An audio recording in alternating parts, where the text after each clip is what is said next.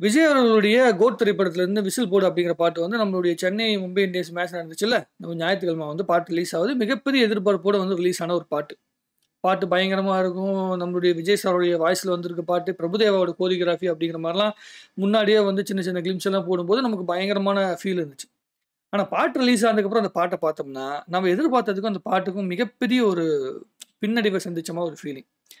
ஆ என்னன்னா, எல்லாமே ஓகே. பிரபுதேவாவுடைய இதா இருக்கட்டும், கோரியோகிராஃபியா இருக்கட்டும், அதே மாரி விஜய் அவர்களுடைய வாய்ஸ் இதுலலாம் எந்த பிரச்சனையும் கிடையாது. 2டே 2 தான் பிரச்சனை. ஒண்ணு நம்மளுடைய யுவன் சங்கர் ராஜா சாரோட மியூசிக்கும், அதுக்கப்புறம் மதன் கார்க்கியோட லிரிக்ஸும் தான் பிரச்சனையே. இவங்க என்ன மனநிலையில இருக்கிறாய்ங்க அப்டின்னா, மதன் கார்க்கி வந்து ரொம்ப நல்லா பாட்டு எழுதுறவர். ரொம்ப ரொம்ப அற்புதமான பாட்டெல்லாம் எழுதியிருக்காப்புல மதன் கார்க்கி. கூகுள் பாட்டெல்லாம் வந்து மதன் கார்க்கி தான் அந்த டைம்ல பயங்கரமா எழுதினவரு. ஆனா, இந்த பாட்டு வந்து அவருடைய அரசியல் வருகைய பேஸ் பண்ணிக்கிட்டு, ஒரு சாதாரண ஒரு பார்ட்டி நடக்குது போல இருக்குது. அதாவது அந்த என்ன சொல்றது, இந்த குரூப் ஃப்ரெண்ட்ஸோட குரூப்ல வச்சுக்கிட்டு அந்த மங்காத்தா படத்துல வர பார்ட்டி மாரி இது ஒரு பார்ட்டி சாங்க கிரியேட் பண்ணியிருக்காங்க. அந்த பார்ட்டி ஆரம்பிக்கிறேன் அப்படிங்கிற மேட்டர எங்க கொண்டு போயிட்டாங்கன்னா, விஜய் சார் வந்து அரசியல் கட்சி ஆரம்பிக்கிற மாரி, அதுக்கு ஓட்டு கேட்கிற மாரி, மைக்க பிடிக்கட்டுமா, கடைசி சொட்டு இருக்கிற வரைக்கும் வந்து பார்த்தீங்கன்னா, நம்மளோட பார்ட்டி இருக்கும் அப்படி இப்படின்னு சொல்லிட்டு, அது கூட லிங்க் பண்ணி. அது எப்படி சொல்லுவாங்கன்னா, அந்த காலத்துல வந்து அந்த கார்மேக புலவர்ன்னு ஒரு புலவர் இருப்பார். அவரு வந்து ஒரே பாட்டுக்கு 2 அர்த்தம் வர மாரி எழுதுவாய்ங்க. அது பேர் என்னமோ சிலேடைன்னு சொல்லுவாங்கல்ல. ஒரே பாட்ட 2 விதமா சொல்ற மாரி. ஸோ இது என்ன பண்ணியிருக்காய்ங்கன்னா, இந்த பாட்ட வந்து அந்த பார்ட்டிங்கிற வார்த்தைய எடுத்துட்டு போயி, அரசியல் பார்ட்டிய வந்து மேட்ச் பண்ணி பண்ணியிருக்கிறாய்ங்க. ஆனா அது சரியா உட்காந்துருக்கான்னு சொல்லி கேட்டீங்கன்னா, கிடையாது. எதிர்பார்த்த அந்த ஃபீல குடுத்துச்சான்னு சொல்லி கேட்டீங்கன்னா, கிடையாது. நடுவுல அந்த கிளைமாக்ஸ்ல அந்த பாட்டோட கிளைமாக்ஸ்க்குள்ள வர அந்த இது இருக்குல்ல, ஒரு டான்ஸ் போர்ஷன் ஒண்ணு வருது. அதுல விஜய் சாரு, பிரபுதேவா சாரு, நம்முடைய பிரசாந்த் சாரு ரொம்ப அற்புதமா வந்து ஆடியிருக்காய்ங்க. அது வந்து ரொம்ப நல்லாயிருக்கு. அதுதான் வந்து இப்போ 2 நாள் கழிச்சு பசங்க எத வந்து அதுக்குள்ள கட் பண்ணி ரீல்ஸா போடலான்னு தெரியாம முழிச்சுட்டு இருந்துட்டு, கடைசியில இப்ப தான் வந்து பார்த்தீங்கன்னா, கடைசி போர்ஷன் எடுத்துட்டு வந்து எல்லாருமே ரீல்ஸ்ல போடுறாய்ங்க. இதுவரைக்கும் எனக்கு தெரிஞ்சு விஜய் சாரோட ஒரு பாட்டு ரிலீஸ் ஆயி, அந்த பாட்டு வந்து ரீல்ஸா கன்வெர்ட் ஆவறதுக்கு 1 நாளுக்கு மேல தாண்டி போறது இதுதான் வாட்டின்னு நான் நெனைக்கிறேன். இதுக்கு முன்னாடி ரொம்ப பெரிய அளவுக்கு வந்து வைரல் ஆகும். அப்படி கட் பண்ணி அப்படி பரப்புவாங்க.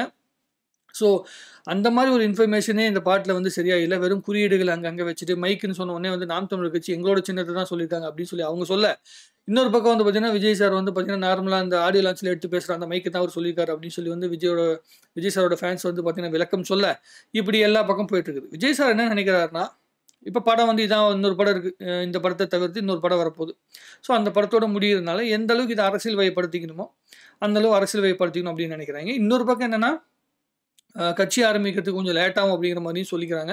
நெறைய விஷயங்கள் வந்து ஆன்லைன்ல பரவிட்டு இருக்குது.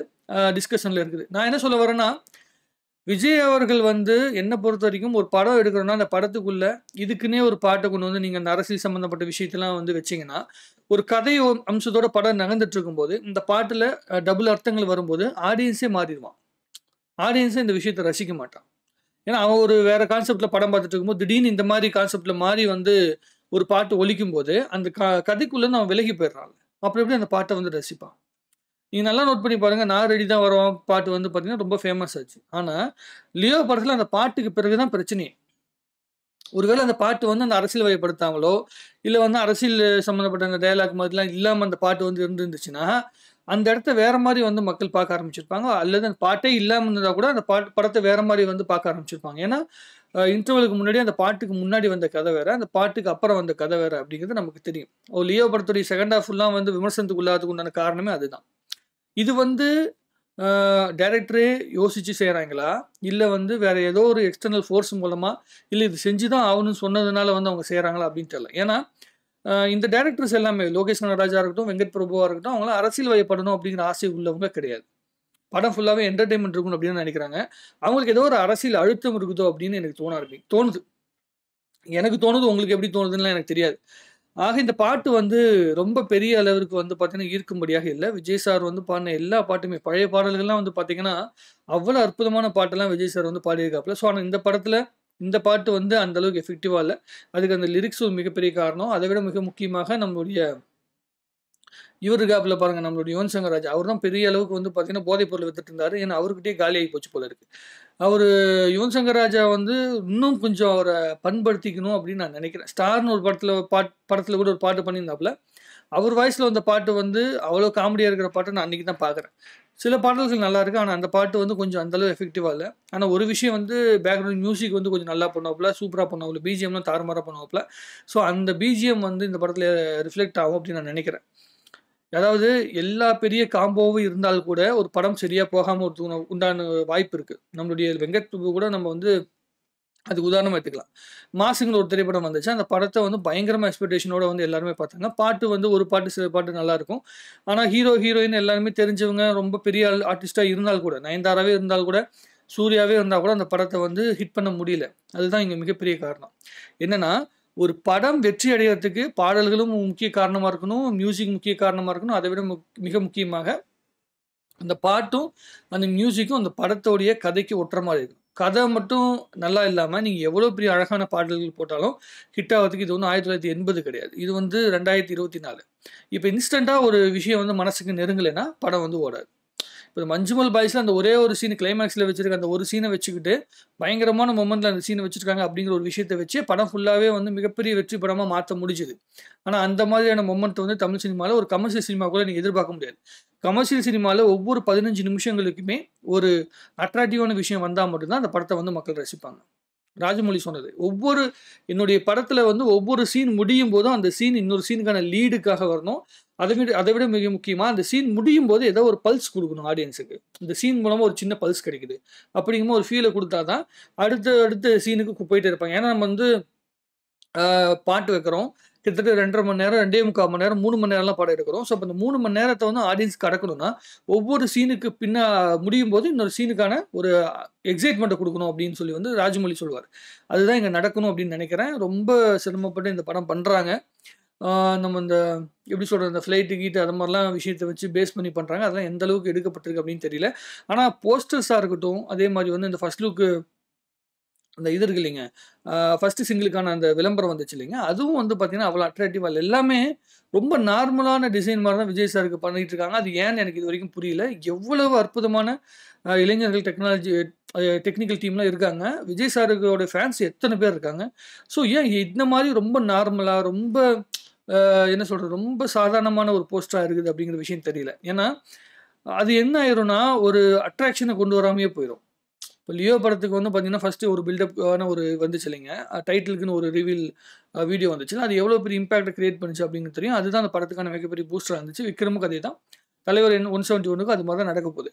ஆனா, இந்த திரைப்படத்துக்கு ஆரம்பத்திலிருந்தே வந்த எந்த போஸ்டருமே வந்து பார்த்தீங்கன்னா, ஒரு ரியல் லைஃப் ஃபேஸ் மாதிரியே காட்டல. எல்லாமே வந்து பார்த்தீங்கன்னா வந்து ஒரு ஏதோ டிராயிங்கில வரைஞ்ச மாரி போட்டு அந்த மாரி தான் வந்து போஸ்டர் வந்துட்டு இருந்துச்சு. இப்பயும் அப்படி தான் வந்துட்டு இருக்குது. இந்த பாட்டுல கடைசியில வர அந்த 20 செகண்ட், 25 செகண்ட் தான் இந்த பாட்டுடைய மிக முக்கியமான ஒரு அட்ராக்டிவான விஷயம்னு நான் பார்க்குறேன். அதுல வந்து நம்ம பிரசாந்த் சார் வந்து பார்த்தீங்கன்னா, ரொம்ப அற்புதமா ஸ்கோர் பண்ணியிருந்தாரு. ஏன்னா, அவருடைய உருவத்துக்கும், அவருடைய லுக்குக்கும் வந்து பார்த்தீங்கன்னா, அவர் பயங்கரமா பண்ணியிருந்தாரு அந்த டான்ஸு. விஜய் சார் நல்லா ஆடுவாருன்னு தெரியும். நம்மளுடைய பிரபுதேவாவும் நல்லா ஆடுவாங்கன்னு தெரியும். 2 பேருக்கும் சொல்ல தேவையில்ல. ஆனா, பிரசாந்த் சார் வந்து பார்த்தீங்கன்னா, அவுட் ஆஃப் சிலபஸ்ல வந்திருக்காரு. கிட்டத்தட்ட 15 வருஷமா ஒரு பிரேக் த்ரூவுக்காக வெயிட் பண்ணிட்டு இருக்காரு பிரசாந்த் சார். அவருக்கு இந்த பிரேக் த்ரூ கிடைக்கும் அப்படின்னு நான் நம்புறேன். கிடைச்சா எனக்கு ரொம்ப பெரிய சந்தோஷம். ஏன்னா, ரொம்ப பெரிய இடத்துல இருக்க வேண்டியவர். விஜய் சார், அஜித் சாரோடைய ரேஞ்சில வந்து இருக்க வேண்டிய ஒரு மனுஷன். அதுவும் வந்து நீங்க வந்து எப்படின்னா, ஒரு ஹீரோவா மாறணுங்கிறதுக்காகவே உருவாக்கப்பட்ட ஒரு மனுஷன். தியாகராஜன் சார்னால ஒரு ஹீரோக்கான எல்லா மெட்டீரியலுமே அவருக்கு தெரியணும்னு சொல்லி டான்ஸா இருக்கட்டும், ஜிம்னாஸ்டிக்ஸா இருக்கட்டும், எல்லா விஷயங்களையுமே அவருக்கு வந்து ப்ராப்பரா சொல்லிக் குடுத்து, கராத்தே, கிராத்தே எல்லாமே ப்ராப்பரா சொல்லிக் குடுத்து, பெர்ஃபெக்ட்டா சினிமாக்குள்ள வந்த ஒரு மனுஷன். வின்னர் படம்லாம் பார்க்கும்போது, வின்னர் படத்துல இருந்த அந்த லுக்லாம் வந்து வரும்போது, பிரசாந்த் ரொம்ப பெரிய இடத்துக்குலாம் வருவார்ன்னு எதிர்பார்த்தோம்.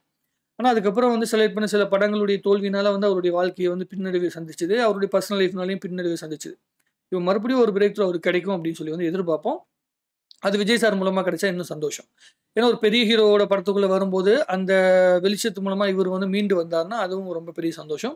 செகண்ட் ஹீரோ, அதே மாதிரி வந்து அவர் இன்னும் நல்ல நல்ல கேரக்டர்ஸு குணச்சித்திர நடிப்புக்கான கேரக்டர்லாம் கிடைச்சதுன்னா, அவர் இன்னும் நல்லா ஸ்கோர் பண்ண வாய்ப்பு உண்டு. ஏன்னா, ரொம்ப நல்ல ஆக்டர் கூட. நல்லா பண்ணுவாரு அப்படின்னு நான் எதிர்பார்க்குறேன். மொத்தத்தில கோட் படத்துடைய இந்த பாடல் வந்து நம்ம எதிர்பார்த்த அளவுக்கு மிகப்பெரிய சந்தோஷத்த குடுக்கல. இருந்தாலும் இந்த கடைசியில வந்து 25 செகண்டுக்காக இந்த பாட்ட வந்து நம்ம ரசிக்கலாம். அதில மாற்று கருத்து இல்ல. மத்தபடி சொல்லிக்கிற அளவுக்கு இந்த பாட்டுல எதுவும் கிடையாது. படத்துல இருக்கும் அப்படின்னு நம்ம வந்து நம்புறோம். மத்தபடி உங்களுடைய கருத்து எதுவா இருந்தாலும் சரி கமெண்ட்ல போடுங்க. இன்னும் நெறைய பேசுவோம். வாழ்க தமிழ்நாடு! வளர்க தமிழ் சினிமா!